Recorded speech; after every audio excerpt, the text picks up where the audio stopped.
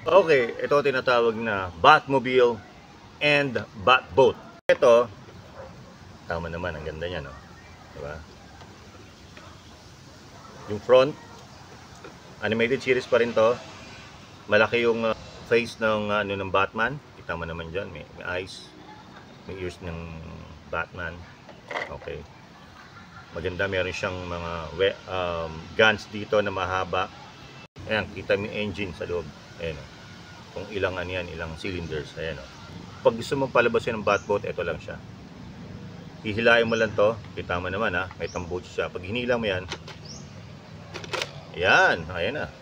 Magandang logo. May Batman logo dito magkabilang gilid. Nabo-fold to. Okay, may wheels. Sa Batmobile, walang ibang gagawin kundi fold mo lang itong dalawang wings niya. Papasok niya na. Ganun lang.